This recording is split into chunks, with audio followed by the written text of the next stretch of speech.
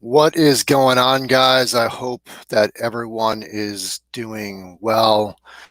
A very important episode tonight of Tactical Jam Session. I'm looking forward to all of you guys jumping in and being a part of this conversation because I know that it's something that we've all dealt with, um, some more than others in the past, and some of you may actually still be dealing with this phenomenon of what we call the dark triad. Uh, we're going to be talking about the criminal and sub-criminal aspects of self-defense when it comes to the malignant narcissist, the psychopath, the sociopath, and Machiavellianism. What those things are and what they mean in life in general, but also what it means for dealing with violence in general. A few notes here. One, we should be on YouTube and we should be on Facebook. Guys, please, Kyle Rogers, what's up? Please leave me a comment. Let me know where you're seeing me at, whether it be on YouTube or whether it be on Instagram, or Facebook. And then Instagram, my program the program I'm using won't interface with Instagram. So Instagrammers, you are seeing me on my cell phone right now. There's going to be some graphics and some other things that you guys won't be able to see here, some videos that I might play that you guys may not be able to see here on Instagram, but I still think that the information is going to be valuable for everybody, regardless of wherever you're watching this. So the raw information by itself, I think, is going to be very important. Sheena, how are you? Great for jumping in. Sheena's on Facebook. I'm guessing that Kyle's on Facebook. Carrie, how are you, darling? Carrie is joining us on Instagram. Super important conversation tonight. For those of you who do not know me, my name is Todd Fossey. I am the founder and chief instructor at Integrative Defense Strategies. I also happen to have a background in mental health. So I have a pretty deep understanding of this topic and what we're going to be talking about, both in the areas of personal protection, self-defense on the criminal side, and then also on the sub-criminal side. The people who fall into this category of the dark triad are doing damage everywhere. Overtly, covertly, they're doing all different kinds of damage. And so integrative defense strategies and what our purpose is isn't just for the criminal aspects of the malignant narcissist, the psychopath, the sociopath, or the Machiavellianist. We want to help protect people in all aspects of life. So we're going to get into this, guys. Please jump in with your comments. Please jump in with your questions.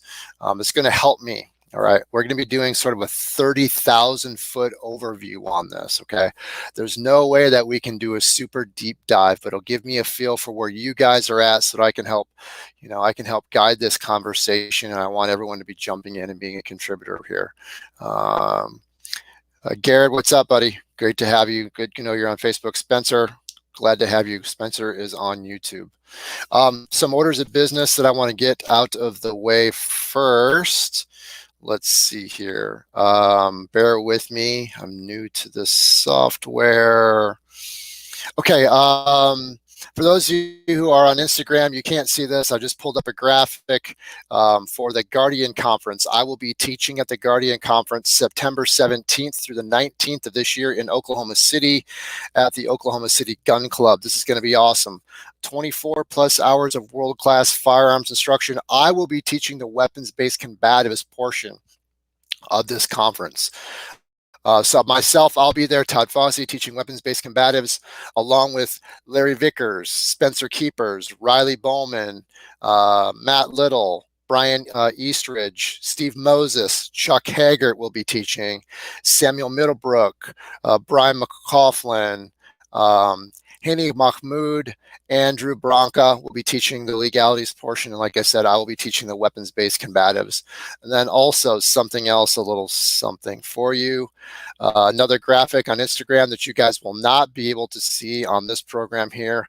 Next Sunday, 8 o'clock at this time, Paulo from GN, right? Paulo GN Rubio from Funker Tactical, social media mogul, will be joining us here. Will be our very first guest. We'll be having guests here on the tactical jam session about once a month, approximately once a month. And the guests that we'll be having on here will be heavy hitters. And if you guys know Paulo, you know he doesn't mess around. So it's bound to be an electrifying conversation that we will be having next week. So be sure to jump in on that. All right, let's see here. Bear with me, bear with me. Got it. All right, so let's talk. I've got some notes written down here that I've just sort of jotted out. So I want to dive into this right away. Let's see here, bear with. All right, so man, where to begin with this conversation? Going back really, through my whole life and having dealt with the people who fall into this particular category in terms of a formal diagnosis has been really impactful, and in a way has really motivated me to do what I'm doing now for my career. I think that it's something that everyone should know about. If it were up to me, I would want to start teaching people to identify human beings that fall into this category of the dark triad, starting at a pretty young age, junior high, high school, really, so that people can learn to identify and learn how to deal with and manage people who fall into this particular category. I understand that that isn't going to be politically correct. And quite frankly, I don't fucking care. I could give two fucking shits if this conversation is going to be politically correct. I absolutely refuse to let political correctness prevent me from having conversations that need to be had. I don't care. And so this might get a little bit uncomfortable, but that's okay. Dealing with people who fall into this category of the dark triad is uncomfortable. So we have to learn how to be in that uncomfortable conversation, have an understanding of uncomfortable things if we're going to deal with these types of people in an effective way. All right, so what is the dark triad? The dark triad is a collection of 3 dark characteristics that converge into one specific person. All right. First aspect of the dark triad is the malignant narcissist. Malignant meaning the type of narcissist that does damage. There are several different kinds of narcissists. Okay. Several different kinds. It's not my job here in this particular conversation to dive into every single type of narcissist that there is out there. You can go and you can look that for yourself. Hopefully this is a conversation that will help you, inspire you to dig a little bit deeper on your own. Specifically, we'll be talking about the malignant narcissist. Most commonly, we'll be talking about the covert malignant narcissist or narcissistic personality disorder. Also the psychopath and sociopath. What is the difference between the psychopath and sociopath? Why don't we just get that out of the way right now? The psychopath is born. They were born that way.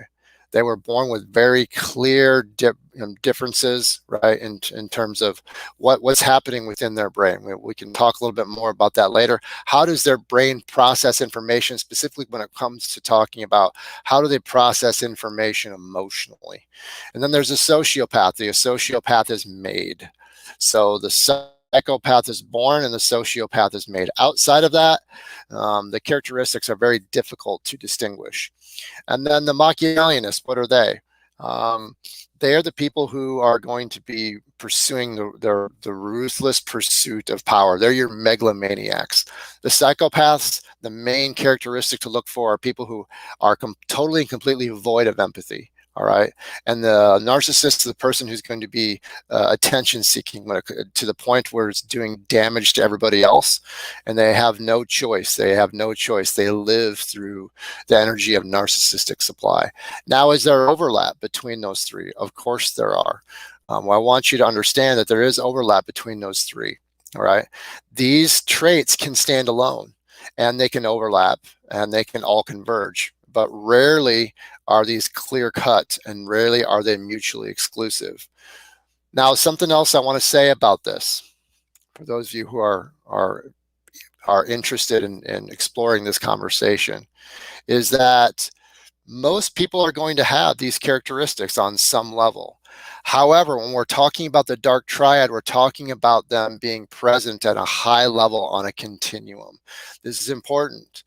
that we're making evaluations in two different directions. This is happening on a continuum. There's a test that's out that when human beings can take a specific test, it's a test that scores between 0 and 40, 40 being the highest. Okay, so I want to let you know that this is happening in a spectrum. It's happening on a continuum.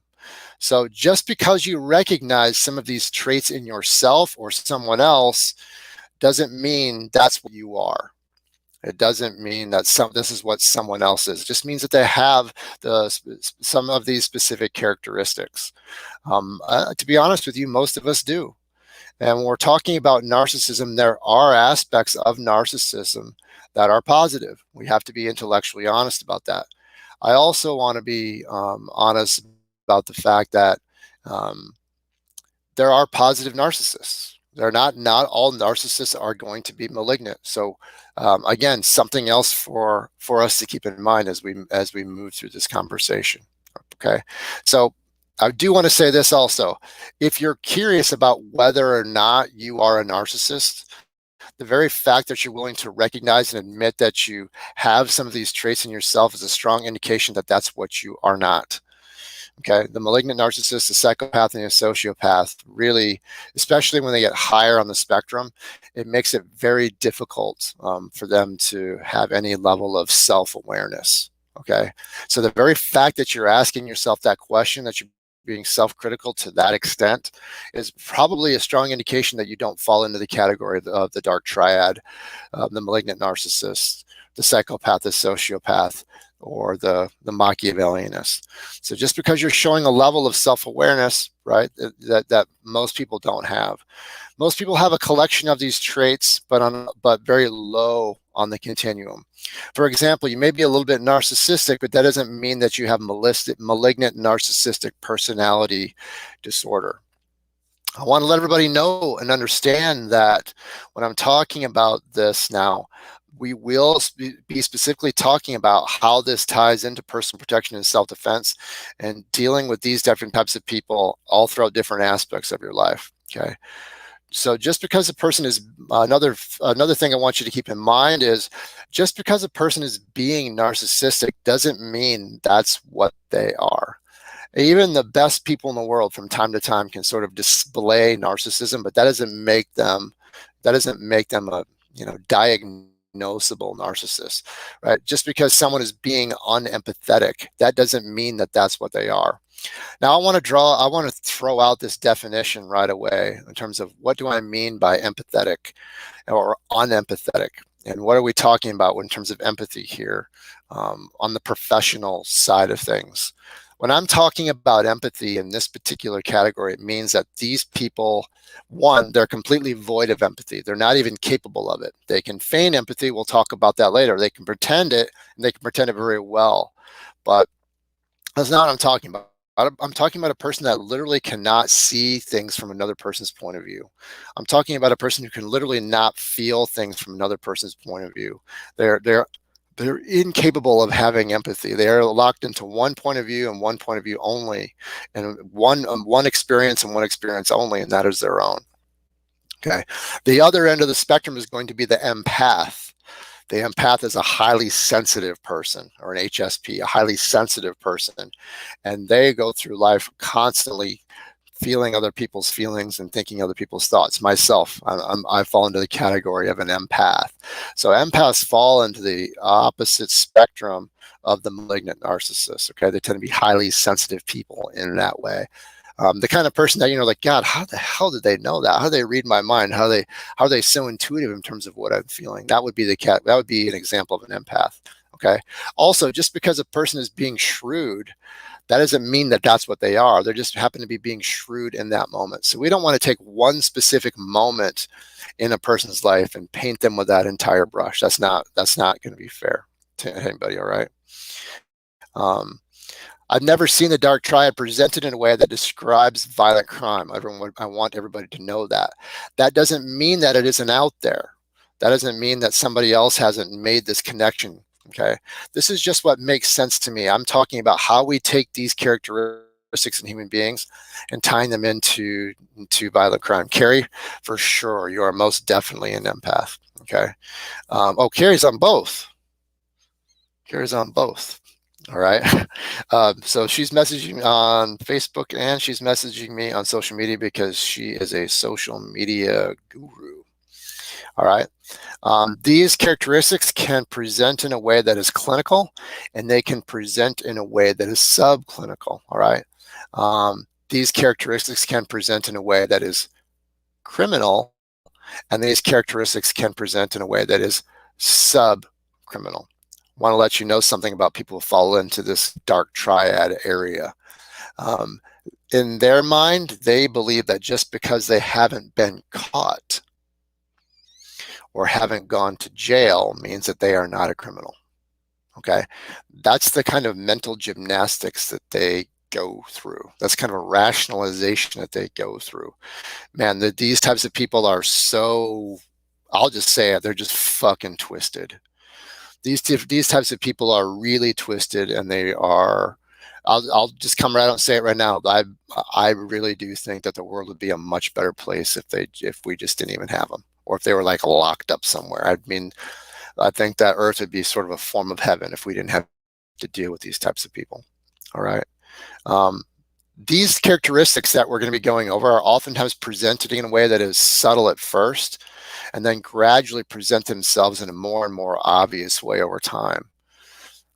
But only to the people who are aware and willing to look at these people for what they are. Let me say this again. These characteristics are oftentimes presented in a way that is subtle at first, then gradually presents themselves in a more obvious way over time, but only to the people who are aware and willing to look at these people for what they are. Very few people out there are willing to look at these people who fall into the area of the dark triad, the malignant narcissist, the sociopath, psychopath, and the Machiavellianist for what they are. This is one of the reasons why I'm having this conversation today, so that we can be more effective with identifying who and what they are. And we'll be talking about a little bit later about what I think it means to enable these people. Now, to be fair, there are people out there who are being manipulated and who are enabling these people who don't realize that that's what they're doing. They don't realize that that's what they're dealing with. I've been in cases where I've been suspicious of the fact that I've been dealing with a malignant narcissist or a psychopath or a sociopath. I want to let you guys know that, okay? Greg, how are you? Thanks for jumping on. I've been suspicious of that fact, but I've also said to myself, it's not fair for me to cut myself off from this person until I see these signs play out over time. All right, Greg, just so you know, those of you just jumping in on Instagram, we're talking about the dark triad, the psychology of the dark triad, the psychopath, sociopath, malignant narcissist, and the Machiavellianist. All right. I'll just come right out and say it. Malignant narcissists suck, especially the covert malignant narcissists. They are the worst. The covert malignant narcissist is the predator that's posing themselves as a house pet. They are literally what the Bible talks about when it talks about sheep in wolf's clothing. Now, there's a spiritual aspect to it as well. Make no mistake about it. There's a spiritual aspect to this as well. But they can fake their way, they can pretend their way around all of these things. I'll be getting into this in more detail later, right? They can really, really, really fool you into thinking that they have an extreme level of empathy. Okay, they're masters at manipulation. We'll be talking more about this later. Okay, so let's talk about some of the traits. Let's get into this right away. First and foremost, they have a grandiose sense of self-importance and arrogance, an unrealistic sense of superiority, right?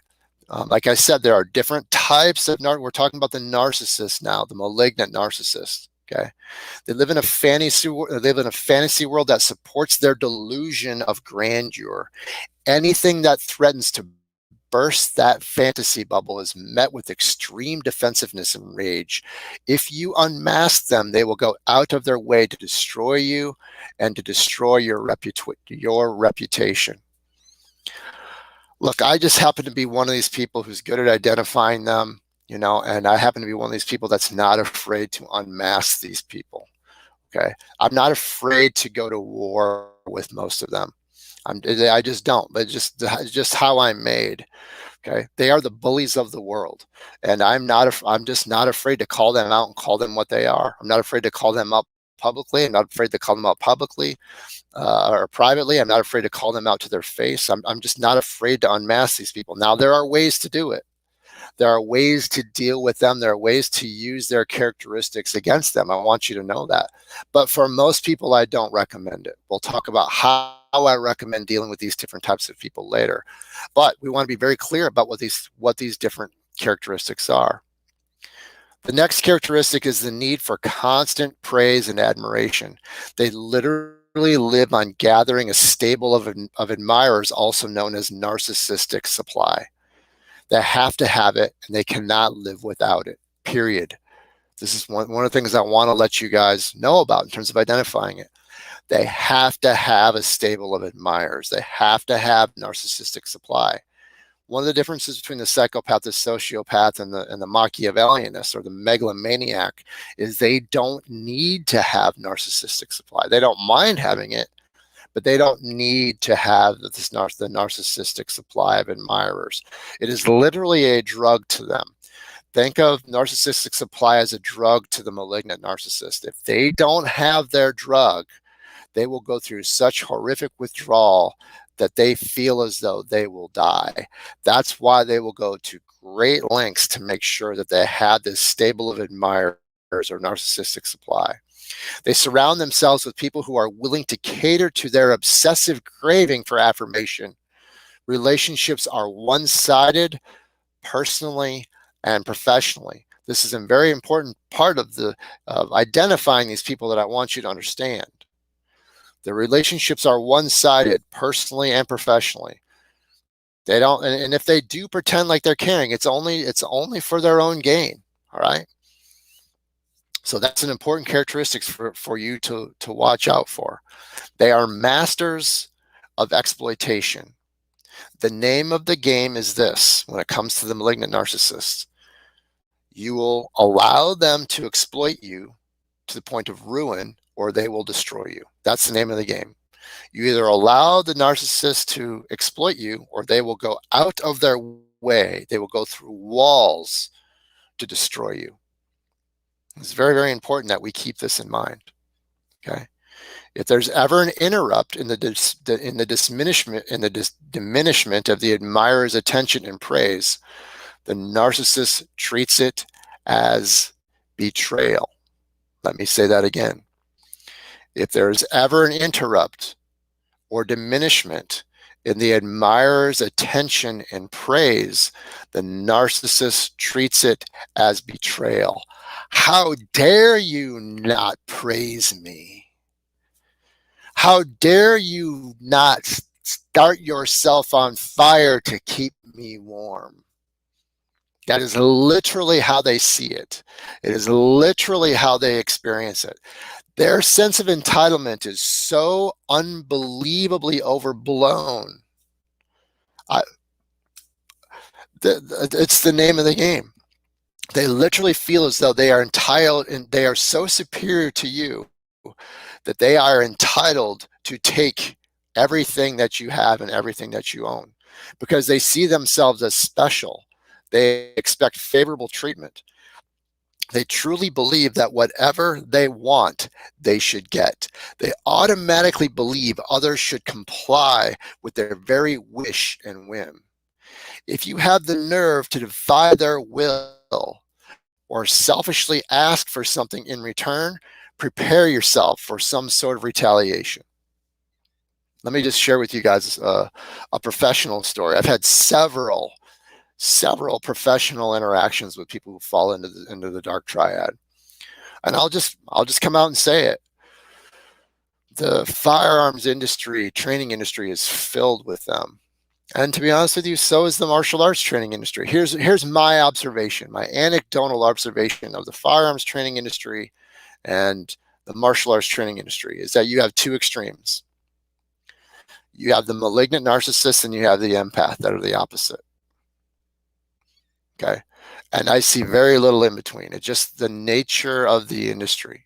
Okay, so here's a quick story for you on the side of the malignant narcissist, just to give you an example of the overblown sense of entitlement. I was approached some years ago, and I was relatively unknown at the time, by a group of retired Navy SEALs that wanted to co-produce a DVD series with me.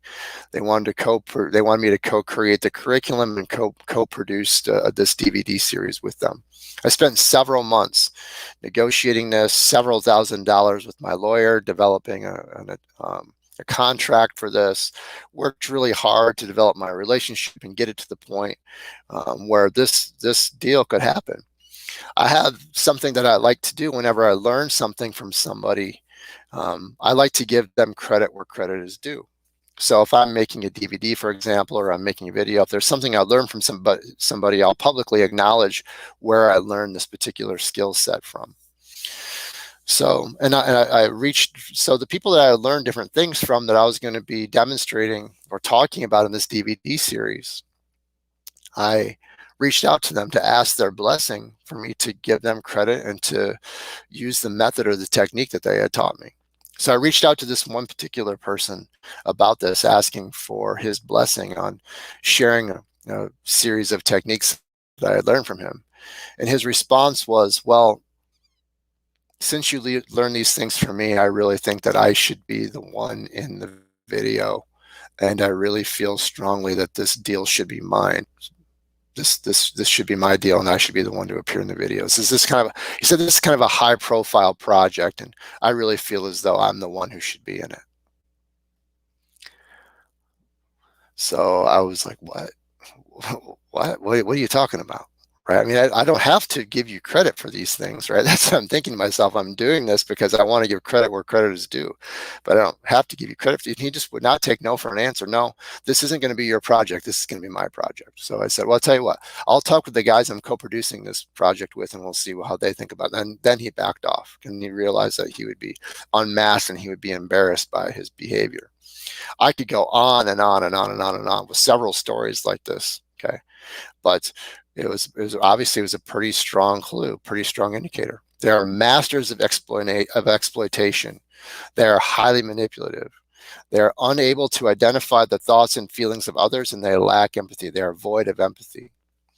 They don't think about how their behavior affects others. They know exactly what to do or say to draw you in and manipulate you. They will become exactly what you need them to be until they have you on the hook. It's just how it works. They only see other people as pawns for them to get what they want. They don't perceive them as other people with their own thoughts and feelings and wishes of their own. They don't. They are literally, if you can look this up in the DSM-4, one of the descriptions of these people is parasitic. That's what they are. They are parasites. They go around sucking the lifeblood and resources and energy and talents off of everybody else, leaving nothing but empty shells behind. That's what they do. They go from person to person to person to person to person to person to person to person, sucking the lifeblood out of everybody else. They are pathological liars and cheats. If they do give praise or credit to others, it's not sincere, but rather a ploy to appear humble, ultimately for their own gain. You would think that these people are the most humble pie. You would think that these people had just really super high levels of empathy, and they had everybody else's best interest in mind. Like, you will be shocked when you eventually start putting these pieces together. I know many of you have been in this situation before. Let's see some of the comments that we have here so far. Carla Shuttlebauer asks, sorry, Carla, it's been a long day. What things do they gravitate to? Is there a pattern in what they prefer? Well, when it comes to the narcissist, I mean, generally speaking, remember they're attention seeking. And remember, not all narcissists are malignant. There are positive narcissists out there, so don't misunderstand me. But they're attracted to positions of power, and they are attracted to positions of grandeur and things that are going to be glamorous in general. Now, not all of them can reach that. Okay, but these are the types of things that they tend to be attracted to. Okay, yeah, we'll talk about boundaries a little bit later. Carrie, we'll definitely be talking about boundaries later.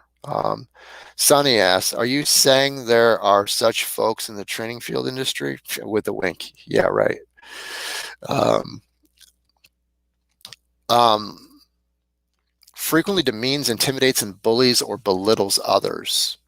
They're threatened by others who appear to have something that they lack, especially those who are confident and popular. If there is any chance that you are you are brighter and more brilliant than they are, if there's any chance at all that you are going to pull focus away from them, not only will they push you aside, they will literally go out of their way to destroy you, especially if you confront them, especially if you unmask them, or especially if you create a firm boundary with them. They're the kinds of people who will create a chat on social media, and they've stolen everything from you, because they want it for their own, and then they'll turn around and try to destroy you at the exact same time. It's unbelievable what these people are capable of. Okay, they're threatened by those who don't bow or kowtow to them or challenge them in any way. Their defense mechanism is contempt. The only way to defend their fragile ego is to undermine and sabotage or threaten those people. So that's exactly what tends to happen. The moment you have an opportunity, even if you're not even trying to outshine them, it's exactly what they're going to do. It's very predictable. It's called repetition compulsion. It's a compulsion that they have. They have to go out of their way to destroy you. They blame others for what they do and project to be the opposite of what they actually are. They are masters of projection. This is a big clue for you. So whatever they are accusing other people of around them is exactly what they are doing themselves. They are masters of projection. Let me say this again. They will, whatever it is that they're guilty of is what they're accusing everyone else of around them. They are masters of projection. Now, the reverse is also true. Good people are also projecting their good intentions onto them. And that's what they exploit. They realize this. They realize that people will project their good intentions onto them. And because most of us will think, well, there's no way this person can be that bad. There's no way this person can be that dangerous. It's a cognitive bias, right? And they know that. And so that's exactly what they prey upon. Michael says, what do you think are some of the poor choices these people have made to become these types of people? Yeah, particularly when we're talking about the psychopath and sociopath, there are some psychologists who hypothesize that the malignant narcissist is a combination of a psychopath, sociopath, and narcissist. So oftentimes they're born this way, or the sociopath who is made usually comes up in some type of a harsh environment, which ends up making them what they are.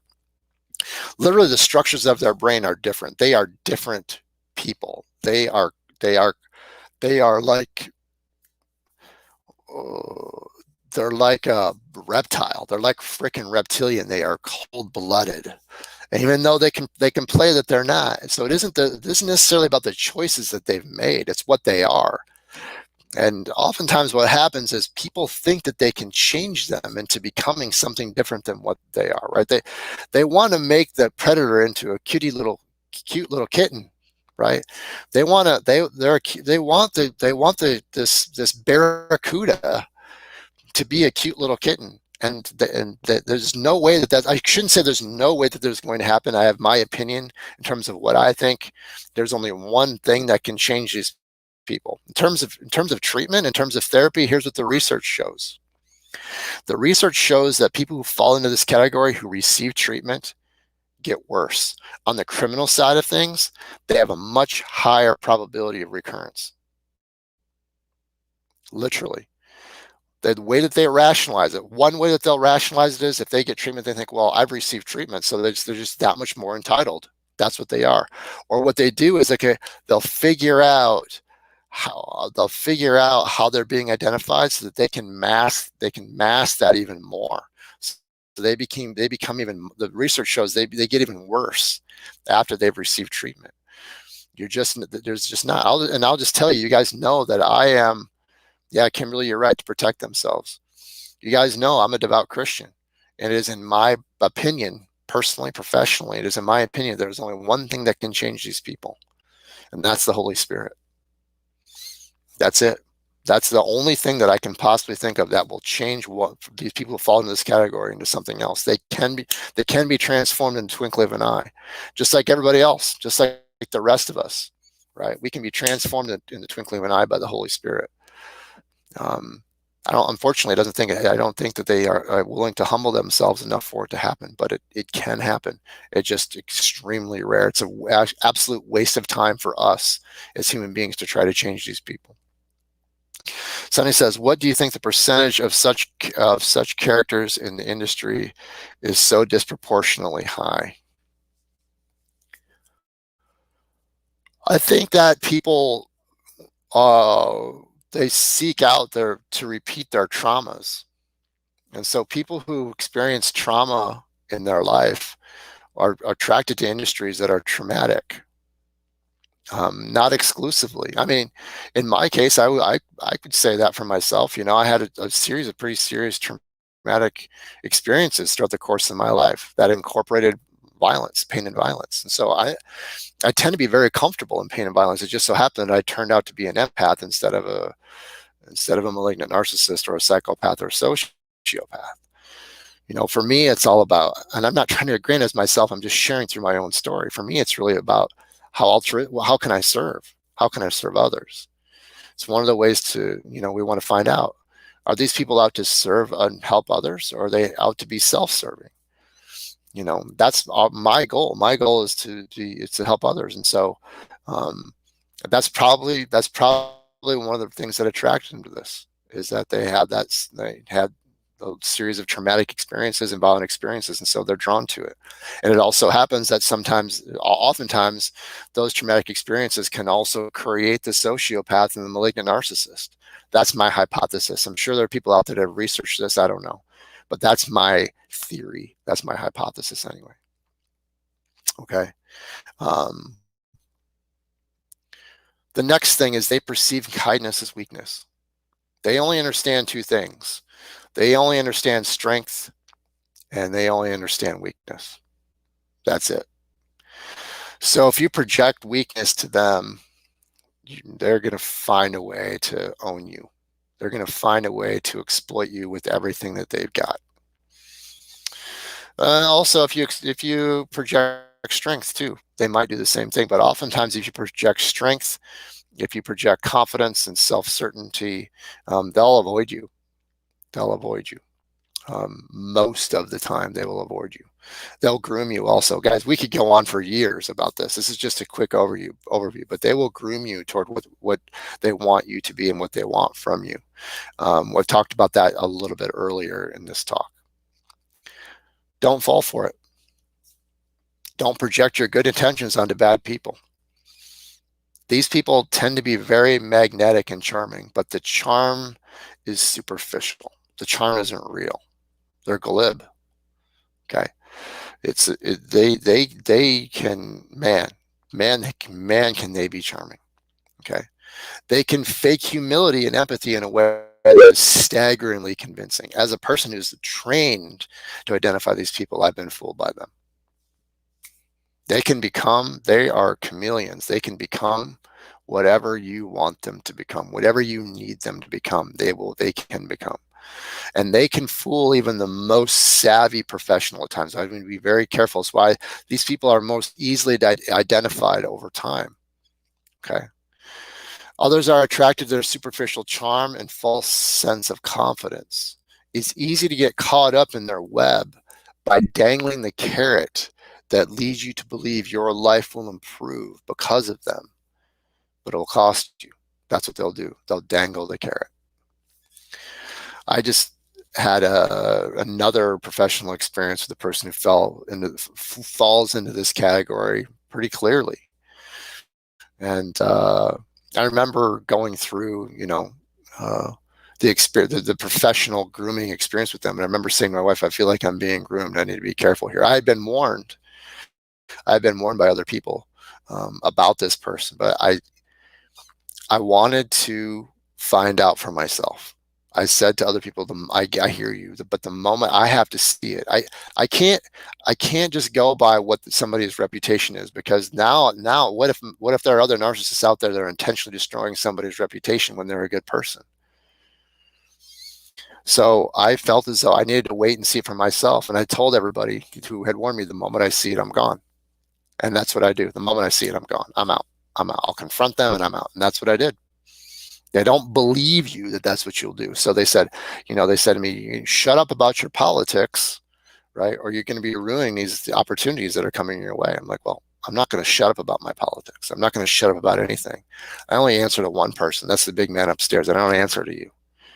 Any opportunities that are going to come my way. If you really cared about me and you really cared about what I was doing, you wouldn't say those things to me.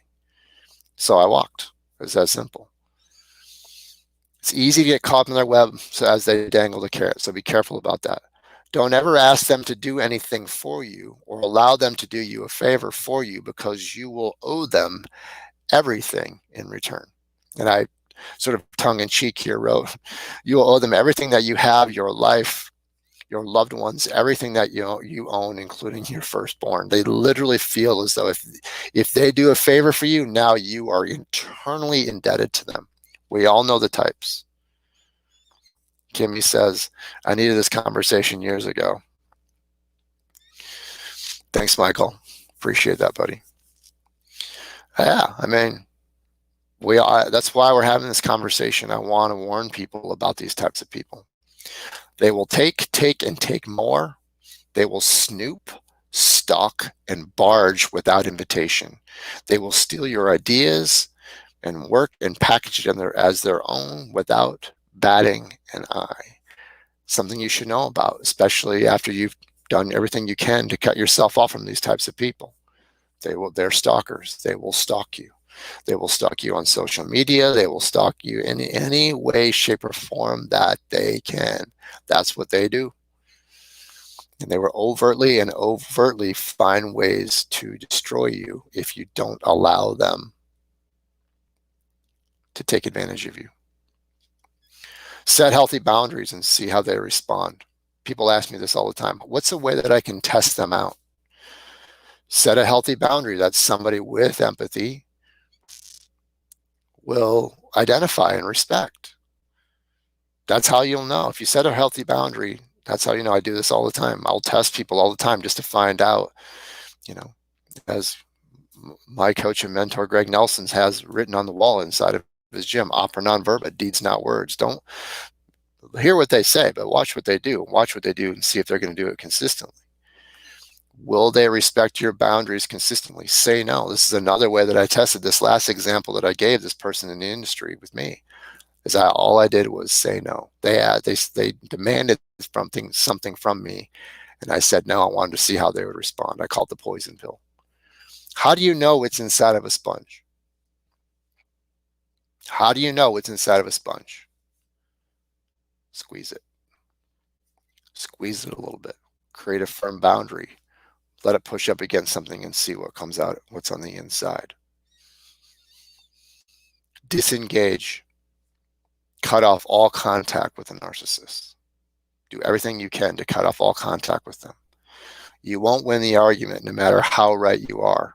They will never give you the satisfaction no matter how wrong they are. And if they do, they don't mean it. It's only a temporary damage control until they can find another way to retaliate or undermine you. Expect them to try to exert control over you even after you've left the relationship. They will not share in your grief.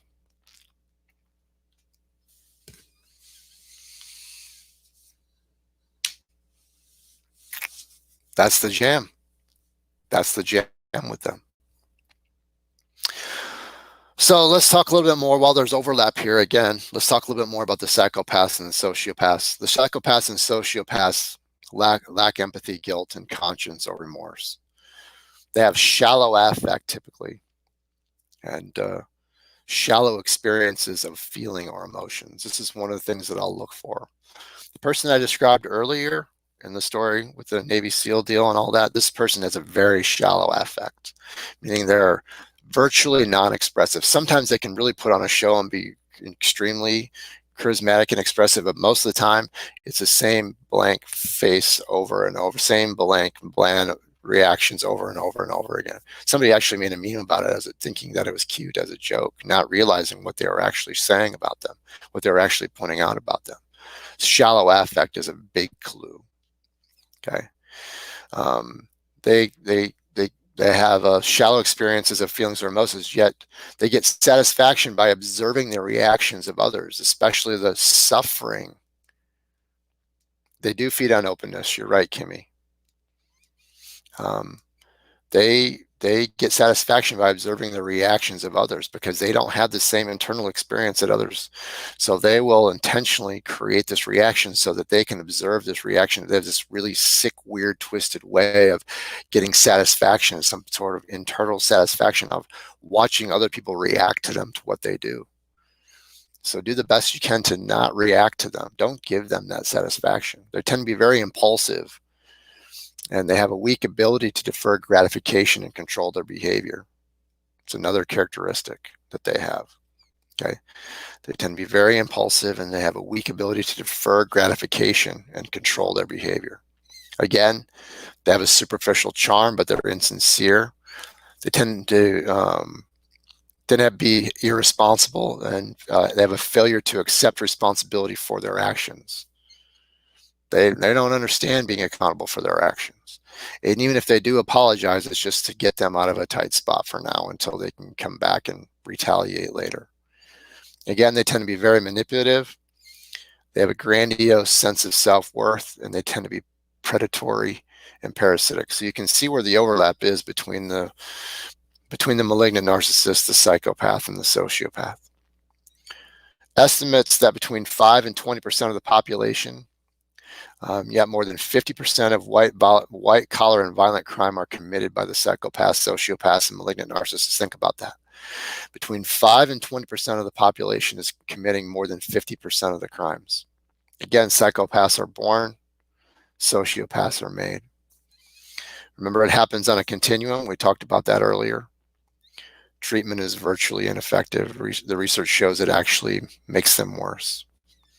Machiavellianism, right, is the ruthless pursuit of power, the malignant pursuit of goals. They'll destroy everyone and everything in their path in order to achieve their goals. They're extremely calculating. They don't seek narcissistic supply. The Machiavellianists don't necessarily seek narcissistic supply.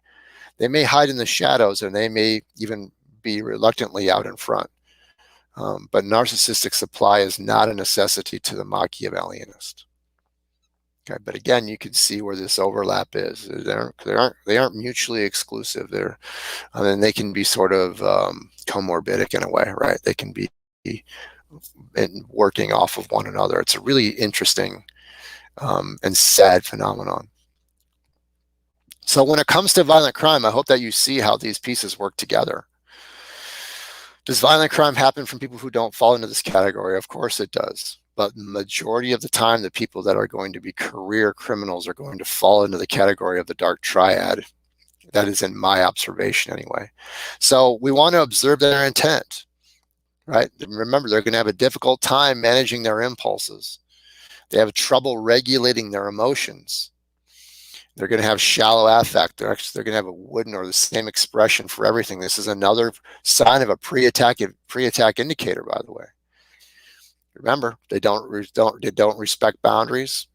So by setting a boundary, you force them to show their hand. Remember that. So if someone's positioning themselves and they're a career criminal, or they have some type of malintent toward you, and you create a firm boundary where you're telling them, or you're attempting to disengage to them, and you're creating from them, and you're creating a firm boundary, that forces them to show their intent, because someone who has empathy and has your good interest in mind is going to respect those boundaries. They're going to back off. They might even apologize and give you extra space, more space than you even wanted.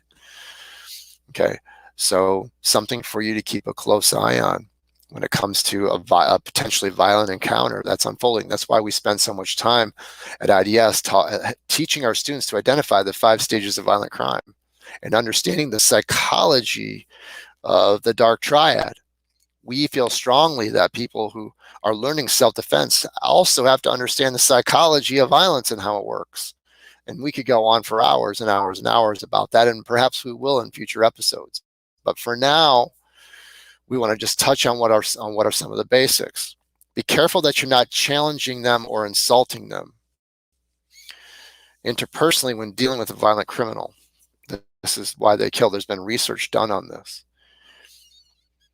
The psychopath, sociopath, and malignant narcissist, typically why they kill, they've said because the victim challenged them or insulted them in some way.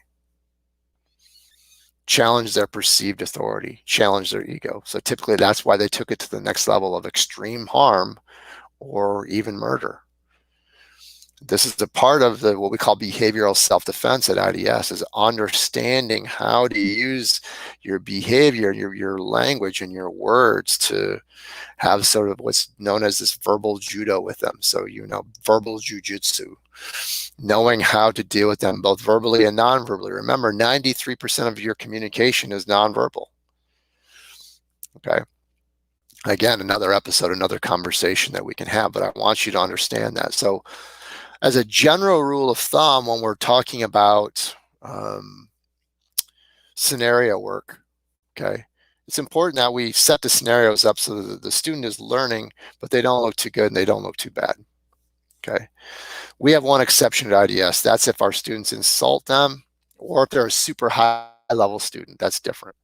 But even if an advanced student or intermediate student or even a beginner, if they insult them or challenge the person who's playing the role of the antagonist during scenario work, we tell them, go get him right away, so that they learn. What's interesting, what will come out during scenario work, how so many even mild-mannered people will challenge or insult people. This is what has a tendency to come out during situations like that. These are things we have to be skilled at when we're talking about deterring violence. Okay. We have a video out on this online if you guys are interested. It's a video out on an Integrative Defense Strategies YouTube channel called Why They Kill, if you guys are interested in checking that out. We cite the study there. It's a really short video. My own personal thoughts, I know this might piss some of you off, but as I mentioned earlier, I really feel strongly that the people who fall into the category of the dark triad are primarily the problem with the world. If you really break it down, where it isn't just the human condition. Yes, the human condition is deeply flawed, but man, oh man, these people are the problem. They are just destroying everything in their path, overtly or covertly, personally, professionally, politically, criminally, or all the above. Okay. My strong suggestion is do everything that you can to eliminate them from your life. They're cold-blooded predators and parasites who destroy everything in their path, overtly and covertly. Again, when we're talking about dealing with violence, this is one of the things that people can't believe. Again, they fall into this sort of loop of denial where they can't believe this is happening. This person couldn't possibly be that bad. Good people tend to project their good intentions onto bad people, and that's exactly what they prey upon. So we need to learn how to identify these types of people, and I'll just say it: expect the worst and allow for the best, and then make sure that your responses are trained, modulated, and measured. This is a skill in dealing with these types of people. Do not enable them. Either detach or expose them. If you want a war, expose them. If you want a war, gradually feed them rope. That's how I deal with them. I gradually feed them rope. There's a way that you can use their own narcissism against them, and the more rope that I feed them, eventually they will self-destruct. So I keep enough tension on that I'll just gradually just feed them that tension and enough rope for them to self-destruct. Oftentimes, in terms of, I don't want to see people be destroyed, but I don't have to do anything. I can just sit back and let them do the work. I'm not gonna, I'm not gonna get in the way of them destroying themselves when they're trying to attack me.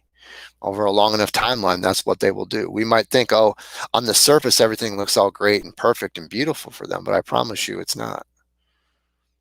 That's just what they're showing. That's just what they're showing on the surface. It's just what they're presenting, right? So you can learn how to use their narcissism and lack of empathy against them. That's another conversation. My personal feelings are, if you enable and support them, knowing they are what they are, you're a big part of the problem. If the people around them don't enable them,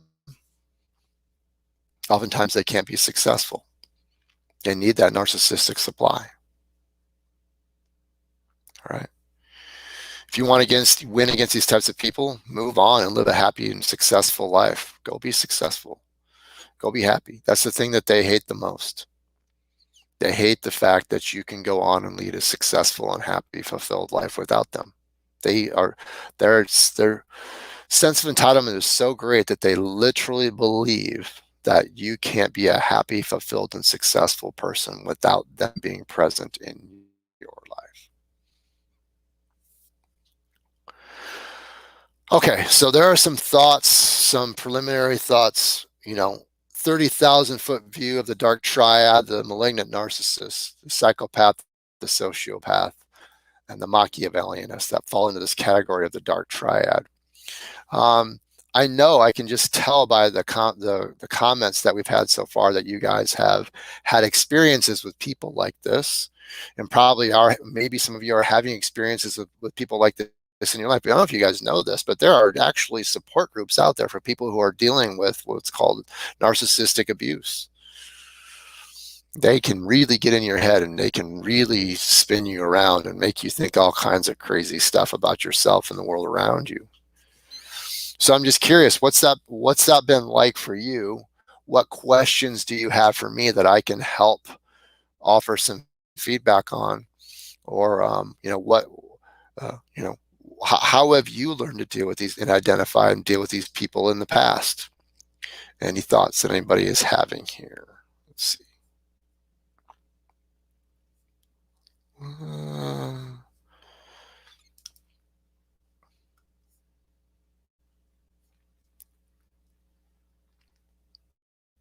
Anybody? Okay. Kimmy says we are already at war. Kimmy is my cousin, and we share the same blood. Let's put it that way. Greg Nelson sent a request to be in the live feed. I don't even know how to accept a request to be in the live feed. To be honest with you, I'm guessing that some of the people that are in the live feed are people that I'll be having on the show on Instagram anyway.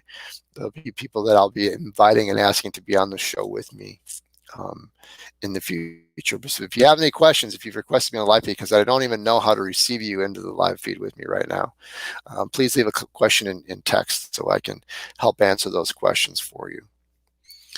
Oh, Kimmy, ask away. Ask away, no doubt. Be happy to help you out.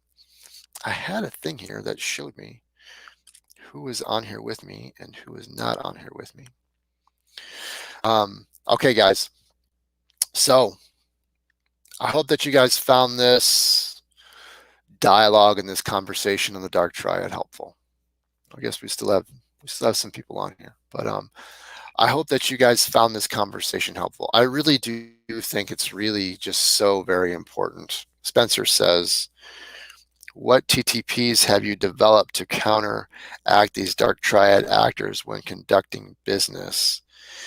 It's a feeling based off experience, or do you have a risk matrix you have listed?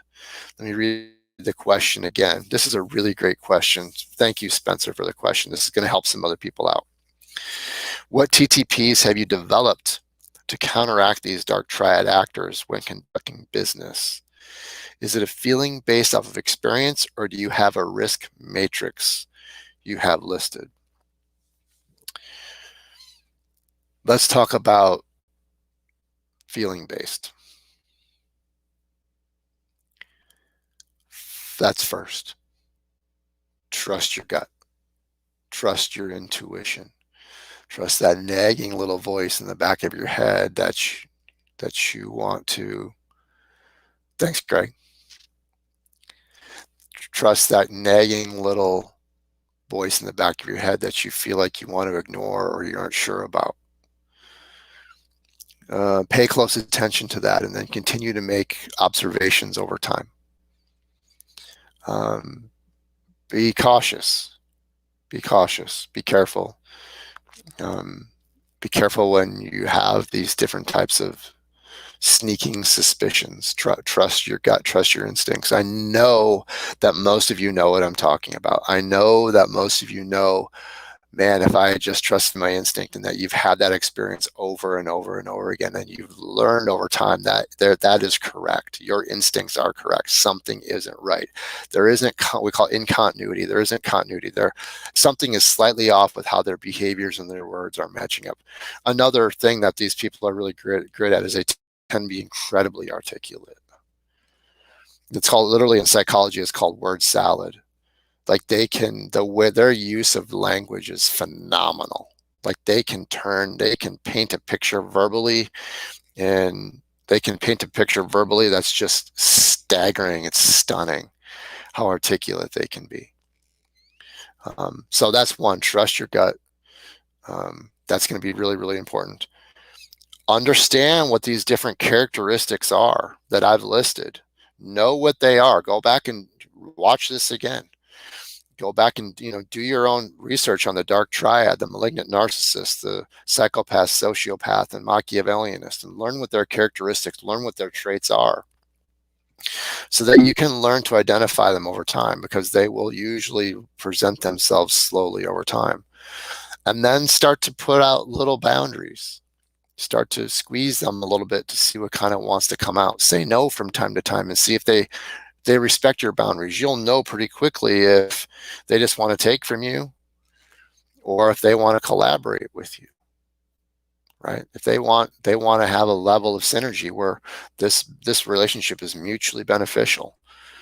Usually there's another metric that I'll put out, and when it comes to business now, early on when someone approaches me with business, I'll say that it's important to me that my business relationships, that all of my relationships are mutually beneficial. I want a relationship where everybody wins. And that's one way. They might find a way to kind of, okay, let that one go, but slowly kind of turn up the heat and, test them, find out what they're made of. And but if you know what these characteristics, stop praising them, stop putting them up on a pedestal, and see what happens. There's nothing wrong with having people that you admire in life. There's nothing wrong with wanting to be admired. It's everyone likes to be admired. There's nothing wrong with that. That doesn't make you a narcissist, by the way. It definitely doesn't put you in the category of a narcissistic personality disorder or a malignant narcissist. Who doesn't like to be admired? But the being admired is, like, for me anyway, it's the icing on the cake. It isn't necessary that somebody admire me. It isn't necessary. And if you see a person who needs to have that narcissistic supply, that's a very, and if they're showing a lack of empathy, that's a pretty clear sign that they're going to fall into that category.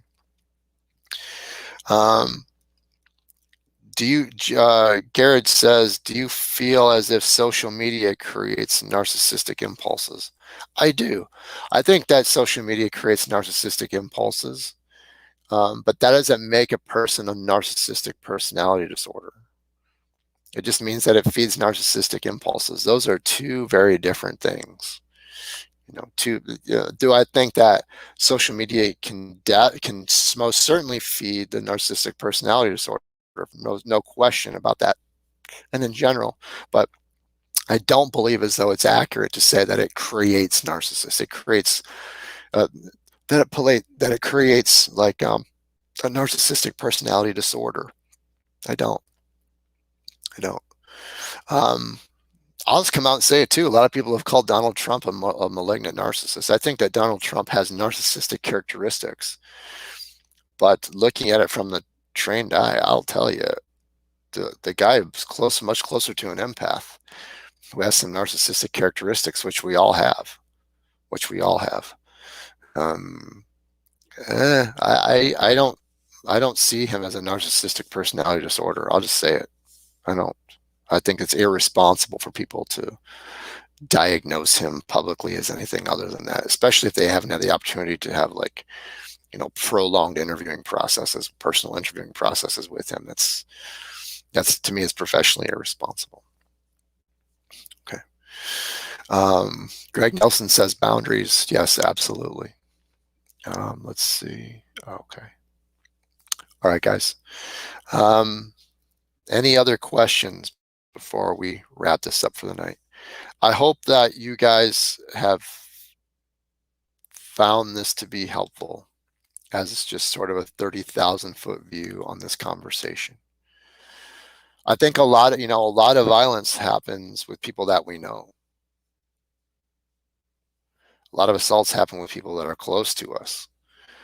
Not just unknowns, not just strangers that are unknowns. It's important to understand this, to identify this quickly and condense this process with unknowns. But we also have to be able to do it with those that we know. And I think that if we can identify this, we can deter it, and we can avoid a lot of these a lot of unnecessary violence. And that's a big part of what IDS is about. We want to be conflict avoidant. That doesn't mean that we shouldn't have firm boundaries.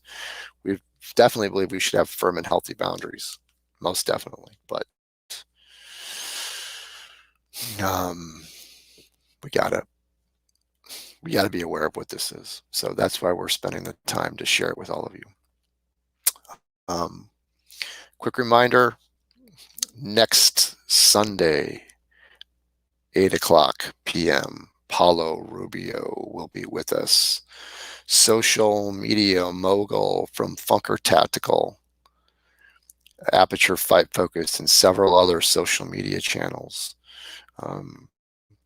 Really looking forward to having Paulo on. Like I said, I'll be having guests on about approximately once a month. He'll be our very first guest. And that's bound to be a very interesting and electrifying conversation. I don't want to say too much right now, but who knows, man? With Paulo, things can take all kinds of interesting twists and turns. So we'll be with him next week. So tune in next Sunday. And then another quick reminder that I will be teaching at the Guardian Conference, September 17th through the 19th in Oklahoma City, the Oklahoma City Gun Club. That's going to be a really fantastic event. And I hope that you guys can make it there. I'm really honored to be included among all of them. Okay, guys. Thank you guys so much for watching. And I will leave you with this.